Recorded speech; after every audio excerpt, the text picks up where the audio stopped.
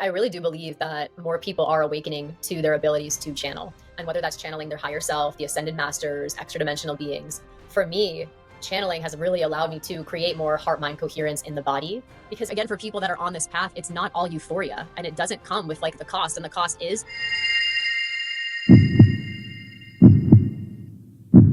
Welcome to the Hot Pot. The guests are here today. Kayleigh O'Keefe. Kayleigh is the founder of Soul Excellence, who brought together more than 600 leaders to share their awakening and conscious leadership. And she is also a USA Today bestselling author of the book called The Younger Self Letter. And I had the honor to know Kayleigh from Mount Shasta last year during her important time of awakening when she became a Pleiadian Ambassador. And ever since that, she began to share lots of wisdom from her Pleiadian guides. I'll not say her name because I don't know how to pronounce. But anyway, through her YouTube channel. So welcome, Kayleigh. How are you doing today?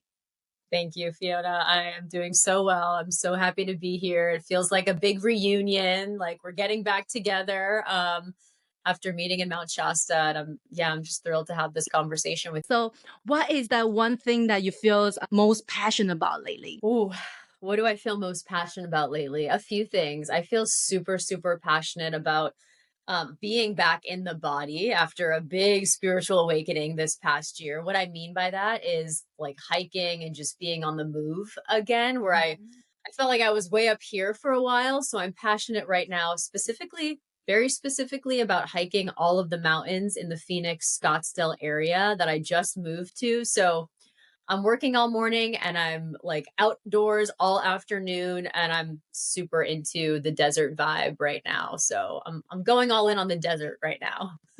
Wow, that's amazing. As you were talking about being high up there, before the show, we were talking about how to be in our body, how to be embodiment of our higher consciousness. And can you elaborate more on like the transition for you from going higher up there and into groundiness? Ooh, yeah, absolutely. I mean, it's something that probably you and so many watching can relate to is when we have this massive spiritual awakening. And I've had many throughout my life, but the most recent one was last year when, as you know, I was in child's pose in a hot yoga class and the word Pleiadian flashed across my forehead. And I was like, what's that? And then a few days later, I found myself, reading everything. And a month later, I found myself channeling. And 2 months later, you and I met at a channeling conference. So things moved super, super quickly. And I began channeling and just connecting to such a high vibrational energy. And then during that process, right, like I started to feel so much tingling over the past year, like just a lot of out of body experiences. And lately I've been feeling like, okay, this is super open, but my person, like my soul chose to be on earth, chose to incarnate here. And I love nature and I find it so beautiful. But I've been a restless person my whole life. I like to move, I like to explore, like I love adventure in that sense. But very recently I found myself drawn to just slowing down, rooting, grounding, and really believing that my purpose here, like many of us here, is to be the bridge to the new earth. And I know so many people that are very far out there in crown chakra energy and channeling amazing things. And I realized that my purpose is more of a translator. And to do that, I need to be with the people, among the people, in local community, like not just sitting on a mountaintop meditating. My purpose is to be very involved in the world. And by doing so, we all raise the frequency and we create the new earth through that process. So I've just found myself needing to like take a breath, get back to some quote unquote normal activities, like a job, things like that to keep me grounded, because there was a moment last year where I was feeling that beam me up energy, like, like I'm ready. And now I'm like, wait, no, I'm not ready. I want to be here and I want to help advance the evolution of humanity. But I can only do that if I feel fully, fully connected to Earth. So that's something I'm working actually a lot on right now, is just feeling more of that grounded energy. Wow, I resonate with you on that as you're talking about the groundiness of us being really high up there, connecting and, higher vibration all the time. And I realized that it's not really about going up there. It's actually how do I bring that higher consciousness, higher energy into the earth, into my body to be a living Buddha. So definitely I feel resonate with you on that. And a lot of people that they're not aware of as they were going through that spiritual journey as well. But before that, I want to ask you, what's your life before becoming this version of you, Pleiadians Ambassador? Well, it's so funny because on the one hand, nothing has changed, and on the other hand, everything has changed. So I know you're familiar with the Pleiadians, but for your audience, if they're new, they are extra dimensional beings from the Pleiades star cluster. And really, they are on a humanitarian mission. So you find Pleiadians, they're very much like the healers, the nurturers, the creators, and they're all about self-expression and sovereignty. And if I look back at the thread of my whole life, you see a little Pleiadian out there in the world, always volunteering, always wanting to be, front and center, leading the people, motivating the people, wanting people to like be the best that they could be. So whether that's like class president or sports captain, so there were little breadcrumbs, I guess you could say, of my identity throughout my life, including, I'll tell you, Fiona, the thing I loved to read most as a child was an old atlas. Like it was huge. It was like this big. It was old. It still had the USSR on it, like it was early 90s. But I loved reading this atlas because it helped me understand cultures around the world. Like I wanted to know, what did people eat in this country? How did they make money in this country? So from an early age, I had that curiosity. And then, lo and behold, flash forward to last year, my guide would actually be called Atlas, which I didn't know at the time is a actual star in the Pleiades star cluster. I had no idea. So that's a whole story. So my life before was like, was that of sort of your typical high achieving female in America, who was like, I'm here to win. I'm going to get a corporate job. I'm going to do all these things and I'm going to be happy. And so I was absolutely like following that script that's laid out for those of us. It's like, go to college, get a job, find a husband, all of these things. And that path started breaking down for me in my early 20s when I realized, even though I didn't want to admit it to myself, that I was gay. That started like, a whole journey then. So, these moments punctuated where you're having to wrestle with a lot of healing and a lot of altering your beliefs. And I feel like that's just part and parcel to this journey.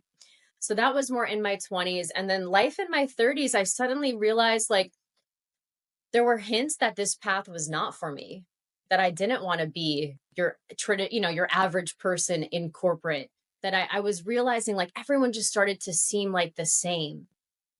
And so 2020 was a massive awakening where prior to the pandemic, like completely unrelated, I had decided to leave tech to follow this dream of soul excellence, which I didn't know what that meant.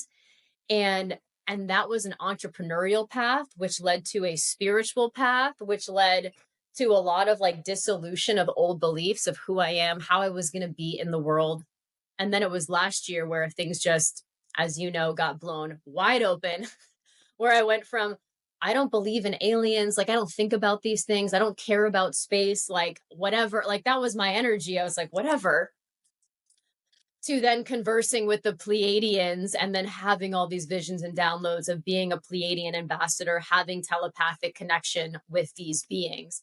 And so that was life before, this big aha. And then since it's really been like a bit of a roller coaster, these moments of high energy and awareness where you're like, oh, I am living in the 5D. I feel completely present. I feel super, like so much sensation. I feel so much joy. And then those dips, right, where you crash back into reality and you're like, and you start to see like the ugliness of the world, and you lose faith for a moment and you're like, ugh, okay, like we're not making any progress, And so where I'm at today is really at this, I think, really beautiful integration point, because for the last 4 months of last year, after this big awakening, really felt to me like the dark night of the soul, Mm. where I was like, okay, thanks for this information. Thanks for this connection. But I don't like, it's not helping me in my human world. And I started to feel angry. I started to feel like, give me more if you want me to be this ambassador, like I'm here, I'm willing, but now I feel lonely. Now I feel disconnected. Now I'm not sure how I want to make money in the world. All of these questions just, Mm. and then it's like sign by sign, slowly, I'm entering a new chapter where, I'm integrating both sort of a version of me that actually loves like the corporate achiever part, and the part of me that's really, really available for the mystery, the magic, the star beings, the conversations like this, with really working with the unseen, working with energy. So I would say, again, for people that are on this path, it's not all euphoria, and it doesn't come with like the cost. And the cost is really looking at your wounds, really needing to love yourself more, and then allow yourself to integrate all aspects of you, not just the spiritual, not just the core, like you get to be all of it. And I feel like that got a little lost for me along the way. Beautiful sharing that you pretty much lay out all the before and after life. It's like a lot of people, they would think that before they have been in touch with spiritual journey, they would think that they're following a path into something that's predictable, and they sense that there is something wrong, but they couldn't figure out what. Then they started to tune into their passion, follow their heart, reflecting what's wrong with their life. So they turn into another direction like you did, to get in touch with stuff that you never would have imagined, but you know deep inside that you resonate with that. However, after that journey of becoming awakening into that spiritual realm, we thought we knew it all, but then it seems like it's still not really helping, huh? It's not, the energy is not grounding. If it's not grounding, it's not helping. How did you come into the realization of knowing the importance of groundingness? How does that feel to you? You feel something's wrong, or? There's sort of for me, there's a deep knowingness that I was here for more, and here to be visible in this lifetime, here to be a living example. And that has been a pattern if I look at my life. But there was a moment on this spiritual journey where, and I think it happens to a lot of people, you feel like no one really understands you anymore. Like you have a real period of doubt, and then you're like, am I crazy? Am I making all of this up? Like we all go through that. And I noticed that those negative thoughts were chipping away at my self-confidence and all of the human skills that I've built on this earth and can be valuable for this evolution, for this ascension process. And, one of the things that really helped me is a good friend of mine, Sarah. She was a member of my Pleiadian Ambassador Alliance, this 3-month program that helps us to remember who we are, anchor our energy, and initiate the new earth. She was able to do an energy scan and clearing of me. And that's where, you won't be surprised. It was like the energy here was so high, was so open, like crown shot, like, and then the root was like so weak, it was like barely visible. And her message, and the message I also received, was like the crown and root have to support each other. And for you, Kayleigh, like you are a builder. My master number in numerology is 22 and 4. It's like part of me wanted to be like, no, now I'm just a meditator and a messenger, and it's like, you are those things, but don't disparage your background and what you're able to create, like with your hands, with your mind, with your energy in this physical reality too. So it's honestly been a more recent revelation, and me there's almost like a coming to terms of bringing the human and the starseed together as one again, and knowing that they support each other. Yeah, I feel like this embodiment is so important. Synchronicity, I happen to have that journey of realizing that my crown chakra and upper 3 chakra was so too much active. And then my root chakra and lower bottom 3 chakra is not really activating. Plant teacher taught me something new is that we have to get all 7 aligned. And one of the important portal to get all that aligned is through heart chakra. And I realized that once I open my heart chakra and bring my energy down, I realized that I feel more safe on earth. I feel more connected to where I am. And coincidentally, I went to this place where they have a machine to test out our chakra. My result was crazy. Like I was like, wow, I was pretty balanced with those 7 chakra. I was even surprised. And only thing that I was not balanced is probably just my throat chakra. I need to work on my throat chakra even more. I believe that a lot of people, they forgot about the importance of the rooting, the groundingness. Can you share a little bit more on that realization for you? So can you share with that experience to you? Yeah. Yeah, and I just want to honor the fact that you're like, hey, I need to work on my throat chakra. And here you are doing a podcast. You're like, all right, this is you doing just that. I love it. And well, it's one of the lines that stuck out to me from the book Bringers of the Dawn, channeled wisdom from the Pleiadians, from Barbara Marciniak way back in the 1990s. And so much of it still resonates today. And yet, we're evolving as humanity. So everything needs, fresh perspective. But one of the lessons in there was like, look, you Pleiadians, you starseeds there on Earth, the best thing that you can do is pick up dog poop. The reason why is like, it shows, first of all, your love for this animal, like it's your animal. And then it's just, it's picking up dog poop, like putting your hand around it on the earth. Like, and the message there was like, look, you're going to want to be so out here. This simple act brings you back into heart, back into this physical reality, back into this human heart, humble place where you're like, oh, okay, yeah, I've got this connection, but also I have to clean the dishes and pick up dog poop, And for me personally, I feel like part of it's being a starseed, part of it's maybe my personality, but so many of us, like, we want to move fast. We want ascension right now. We want new earth right now. Like, we don't have time for this basic human stuff of like the laundry and the diapers and the meal. I'm like, this doesn't do it for me. And yet, for the last 2 months, I've been back in a beautiful relationship. And this simple act of this ritual of us watching the sunset together every night, us cooking a meal that the old me would be like, this is taking too long. Like, why don't we just get something quick, and then study something, like back in the mind or whatever. And so the like slowing down and the savoring of sunset and home cooked meal and allowing that energy to, again, connect to the heart, because all of this is here to just bring it back down to earth. It's so simple. We all know it, but we need these reminders on this journey because we can get too far out there. And this stuff, like, it's like that warm hug that I need to be like, and you're here too.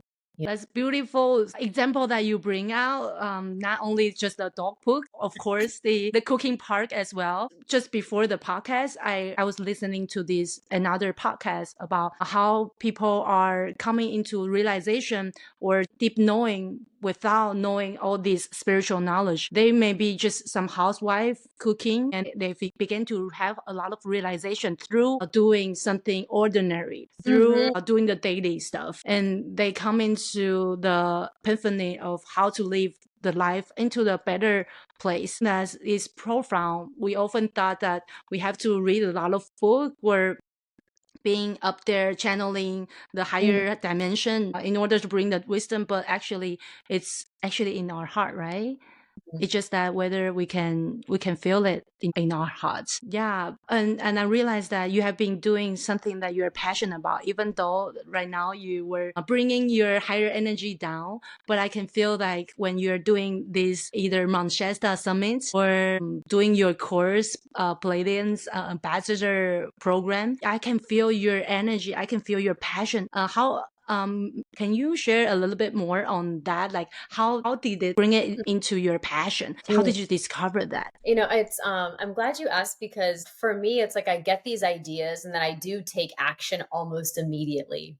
So I remember back in December, I woke up at 3 a.m. on Sunday morning and wrote down Pleiadian Ambassador Alliance. And I think part of it is like we often, right, like we create the thing that we need. And what I felt called to create was a space for, people like me who are accessing this information to come and share openly, and realizing that no one had family or friends in their life to talk about all of the mystical, all of the magical, all of the synchronistic things happening on a daily basis. Mm-hmm. And so I was like, oh, I have this idea. And I created this 3-month program where me and 2 other incredible women, we gathered, every day on audio message, and then in Zoom meetings, a few times over that, to really prove to each other that we weren't going crazy, that we had these incredible gifts, and we received this validation, support, and truly love for this earthly mission. And that's the energy I'm carrying through to the Mount Shasta summit. Another idea where I was like, I just love this place so much. And I feel like I'm a scout in the world. Like I go off and explore, and then I tell people about it. Everywhere I go, I like find what I love and I go back and I tell everyone. And so I thought, starseeds at this moment do need that in-person connection, because we have such big energies, and it can translate online a little bit. But it's like, for example, when you and I met, right, there was just like a subtle, like, ooh, there's something special about you, for example. And I felt that, when we first met in Shasta. So I want to carry that energy to hold space in this beautiful place, beautiful environment for starseeds who they are quote unquote normal people, mom, dentist, corporate, writer, retiree, channeler, like all types, to just keep remembering who they are. Because I don't know about you, so much happens in a single day, multidimensionally, that it's really easy to forget. Like all of the things that you're like, oh, right. Like yesterday, I had this amazing conversation with God. Oh my, like I forgot about that. And so it feels like we're just on this path of remembering, and these opportunities, whether they're online or in person, for people to gather and share this, to normalize it essentially, and give courage and conviction to one another to be more vocal, to be more visible, to take the everyday and infuse it with that higher frequency. So yeah, I love doing that. And now I'm also trying to do that in a more corporate setting, which is definitely more challenging. You have to be a little more subtle there, but you can just feel that as humans, we all are craving this right now, this connection, this sovereignty, this creativity. And we're kind of sick of the old games on the world, and we want something new.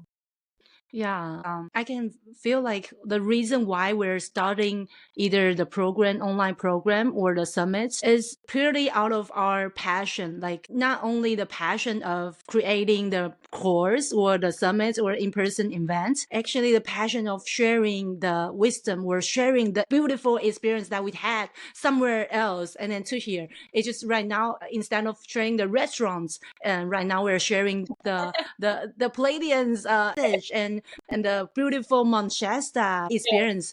So it's all come down to our hearts. And I realized that a lot of people before awakening, they were not really in their heart to find whatever they're passionate of. And after awakening, they would still be losing their direction because they might be too over their up on their head. So I just wanted to echo on that, and the experience of feeling the passion within our hearts. It's really important. And there's so many ways to get into the heart. What's interesting, I'm finding right now, like going on these desert hikes in the middle of the day where all you can really think about is breathing and the body. It has a funny way of getting you into the heart, and you're just like, wow, it's so beautiful. I'm grateful for this body. Also, it's really hard, but there's a lot of energy here. And then, as you know, that is where I think there are these like specific tools we can pick up at different times. So like a plant medicine journey or Kana, like that can help to us to remember that there is this deep, deep unconditional love available to us at any time. So it's kind of like sound healing, right? You get that little ding frequency and your body's like, oh, I remember this again, and so it's like helping us to know that we can return to these different tools to support us on their journey, but they don't have to become our next new identity, like Mm. so we can go there to tune, get back into heart, take a deep breath, like, okay, I'm here, I'm here, I'm here. And oftentimes, like when I go to make a decision and it's like rapid firing up here, that's where I have to put a post-it note here and just say, drop in. Like before you do anything, drop in. Mm. And it just helps to shift what you perceive as possible. Because when you're just here, oftentimes you're only perceiving the fear-based outcomes and you're not perceiving the full spectrum of possibilities. I resonate with you on that because as a half Gemini person, I'm a Aries and then half Gemini. I used to be always up there to bring the energy down into our heart. Our heart sees things in multiple dimensions, see things in all kind of possibilities. But our mind usually perceiving things through logic or through the things that we have already known. So we can bring the wisdom into our body by embody that and come into our heart center. Before we close, I have several questions to ask. So what is that one thing you wish you could have done or what you would say to the younger Kayleigh? Ooh, it's funny you asked since I did write a book called The Younger Self Letters. And I wrote to Kayleigh at age 28 when I was in a really, looking back, another dark night of the soul in 2014. And I didn't know what to call it then.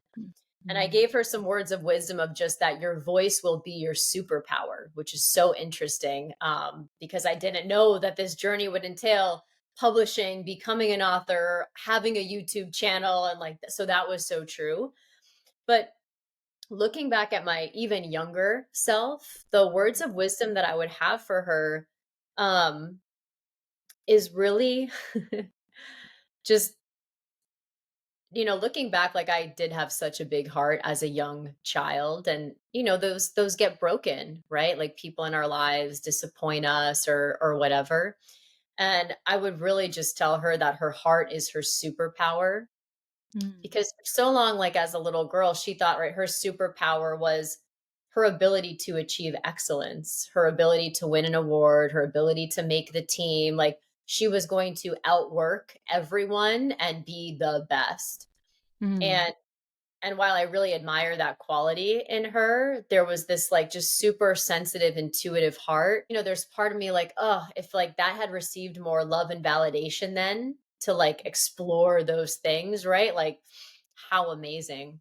So I would say to any young person now, right? Like, or parents of young people now, to really allow this heart cultivation, intuitive cultivation, because that's the piece where moving forward with AI, with the way the world's going, so much of this like mental work and other stuff is being done that it's going to take really big hearts to lead the way, to discern the truth, and to be examples in the future. So love your heart is what I would tell her. Wow, beautiful message. As you were saying, yes, discernment in this, especially AI stage, there are so many things that could be, it seems right, but however, you can discern what's true for you is all come down to our heart because our logic can justify anything into right way. But however, whether that's true for that person or whether it's true for me is totally different things. So the discernment is the quality that all of us needs to cultivate. How can we cultivate that discernment is actually always coming back to our hearts. So from rate 1 to 10, how much do you think that you're operating from your heart right now? Oof. An 8. An 8. And I can see that ebb and flow throughout the day. Like if I look back at my time today, I'm like, ooh, there were a lot of moments more in my working life earlier today that were probably more like a 4 or 5. And then there were moments like in this conversation or being up on the mountain, which were more like a 9 or 10. And when I'm in those moments, right, it's just like it feels so good. And like everything else melts away. So, and I like that you're asking the question because it's like, ooh, I almost want to use that as a rubric throughout the day of like, all right, Kayleigh, like, where are you on the heart-o-meter? Be able to adjust it. I love that. Yeah, thank you. And I feel like it's not really about being at the heart 100% all the time, but it's about like coming back to reminding us where are we right now. And the last but not least, so one is the one thing you can suggest anyone to create mind and heart coherence. Mm. So I really do believe that more people are awakening to their abilities to channel. And whether that's channeling their higher self, the ascended masters, extra dimensional beings, for me, channeling has really allowed me to create more heart mind coherence in the body because it does activate both in a way. And so I'd highly recommend for your audience, if they haven't even tried channeling before, like it just like anything, it's a skill, it's something you practice, it's something you get better at, and you discover what your form is. Maybe it's writing, maybe it's speaking, maybe it's just noticing colors. But the way that I like to bring it together is to drop into a heart frequency state, allow myself to converse with the Pleiadians. And then when I record myself channeling, for example, then the mind coherence is, ooh, what are the nuggets that I can take to apply to my life? And so that's sort of like being in this beautiful dialogue or conversation to just keep the energy flowing. And now, if you add the root, right now you've got mind, heart. And now, if you've taken action and you're getting feedback, like now you're grounded on the earth. And now, to what you were sharing, you're lighting everything up. But I still really feel like it's in every person's ability to channel, and it's a very, very powerful tool to keep cultivating this mind heart coherence. Thank you for sharing that. And as you're bring that up about the channeling, I realized that you have the course on channeling. Do you want to talk about it a little bit more? Oh, sure. Yeah, it's a online course, Awakening to Channel, and largely what I do in that course is guide you through the seminal book Opening to Channel. It came out in the 70s. It's still so valuable today. So I'll simply guide you through the tips and tools to get started on your channeling journey.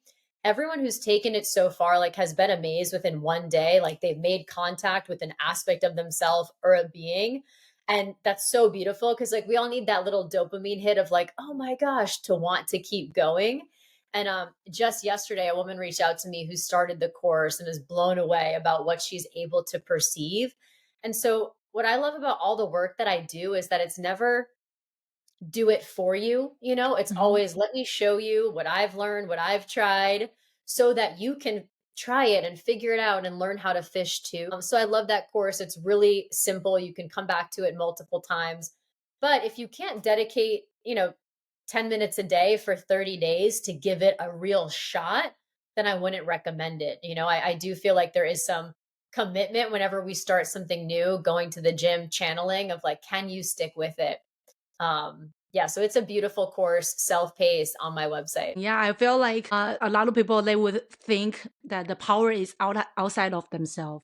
But Yeah. actually, what I do with my channel, with whatever I tell my student to, is that you can connect directly with the divine, with your higher Mhm. self. I love the work you do here is that you're just guiding people to empower themselves to being able to connect with their wisdom. So, where can the audience find you?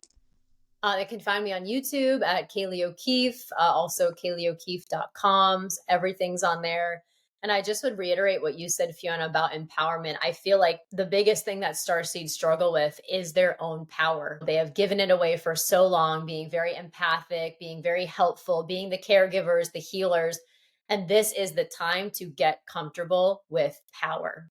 And it's not power over anyone, it's not hierarchical power, but it is true authority and being like, yourself, what's true, you're on this journey, and to almost assert more of our energy through the activities that we do on this earth. So I'm glad you mentioned empowerment because it's a big topic on my YouTube channel right now. Like, how do we remember our power and not keep giving it away? Yeah, a lot of people they're taking courses, they would give their power away to teachers. And I believe that you're same with me. I don't want to be that kind of teacher where people just rely on me. So Yeah.